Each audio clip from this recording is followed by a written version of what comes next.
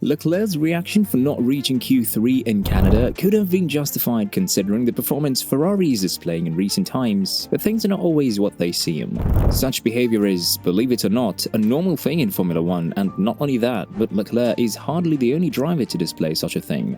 Join us today as we're going to take a look at why the drivers act to be in a fight with their superiors when in reality both of them are completely aware of what they're doing. You all know the quote that says, "Always question what you hear and believe in what you see," right?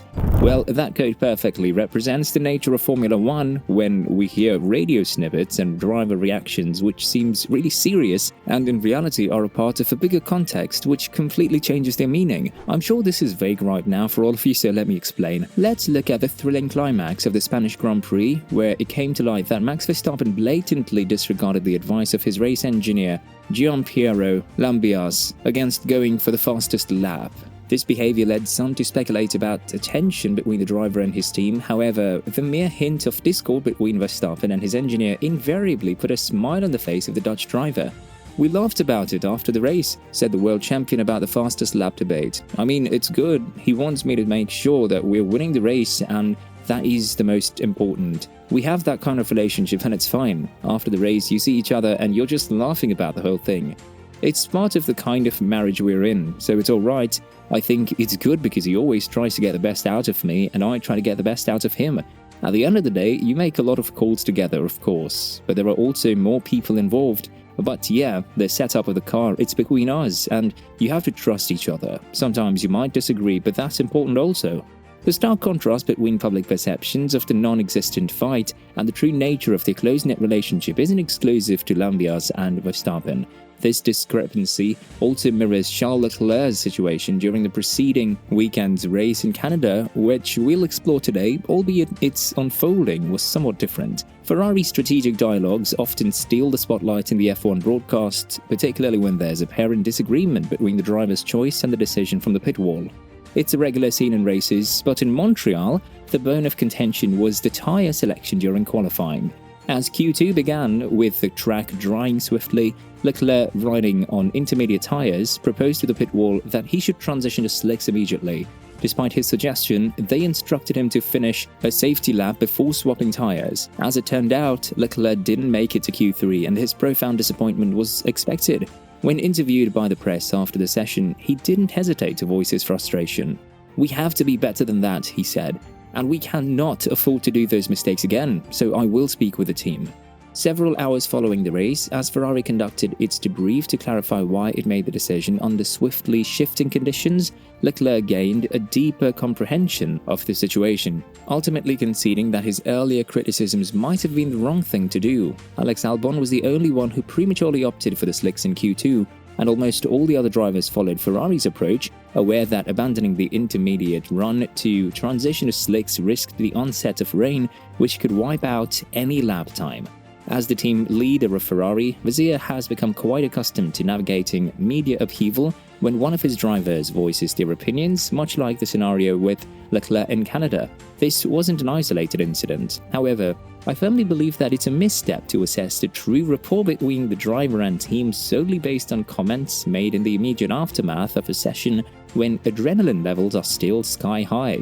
The reaction that they have on Sunday or Saturday when you, the media, jump on them after the session is sometimes complicated, explained Vasseur as he reflected on the latest drama to play out in the media. On the analysis of the weekend that they, the drivers, are able to do on Monday or Tuesday at the factory, then things have calmed down and we put everything on the table. Our business is always to do what are the pros and what are the cons of the situation and where do we have to improve. The analysis is always very constructive with Charles and Carlos. They are a bit emotional sometimes, but they are focused. The reaction after the race for me is not a perfect picture of the quali or the perfect picture of the news or the situation. And you know that the question in the TV pen is trying to get the guy to say something. What's noteworthy is that Vasseur's observation about the media's tendency to blow out of proportion statements from the TV pen does not imply that everything is flawless between Leclerc and Ferrari. Vasseur does not dismiss the fact that Ferrari's on-track performance is substantially below both his and his driver's anticipations. Moreover, he recognizes that underlying Leclerc's remarks is a noticeable sense of dissatisfaction with Ferrari's current standing this season. Truthfully, Leclerc is a competitor, so his annoyance with Ferrari's situation is perfectly understandable. Any athlete would feel the same when their performance does not match their expectations. Therefore, Ferrari's challenge now is to improve upon this, avoid negative reactions, and be honest with themselves. Indeed, it's the subtle progress within Ferrari that I acknowledge, even if it can be difficult to perceive on the track at times. The genuine root of the disappointment between Leclerc and Ferrari following the qualifying session may not have been the strategy. It could be the dissipating sense of immense anticipation that was initially built behind the scenes earlier in the weekend, especially after a particularly promising FP2. Vizier shared, "When we finished on Friday evening, after the debrief, Charles came to me to say it was the best car and the best feeling he had experienced since the season's commencement." These behind-the-scenes episodes offer a deeper insight into the real situation than any comments aired over the team radio. Verstappen is among those who fully grasp the truth. From my perspective, I see the steady progress within Ferrari that Vizier acknowledges, even if it's not always discernible on the track. The actual cause for the squabble between Leclerc and Ferrari after qualifying might not have been the strategy at all. Instead, it could have been the sense of deflation when the heightened optimism brewing behind the scenes earlier in the weekend, notably after a promising FP2 suddenly disappeared. These off-camera interactions afford a more profound understanding of the actual dynamics than any brusque remarks made over the team radio, a fact fully appreciated even by Verstappen. But there's also another angle to consider. It's quite possible that Leclerc is losing faith or has already lost faith in Ferrari's strategy team. The pit wall, with its vast array of information, is theoretically in the best position to make the optimal decision, although with occasional input from the driver. The average driver can't make the best calls from within the car, given that they lack weather data and access to multiple screens brimming with crucial information. Their primary focus is on driving, not analyzing the track's state. Indeed, Leclerc should be open to accepting the superior decision. However, a track record exists of the strategy team making blunders that negatively impact Leclerc's race, leading to hesitation and uncertainty each time they make a call. I hope this mistake isn't pinned on Leclerc, and Ferrari puts efforts into mending this broken trust.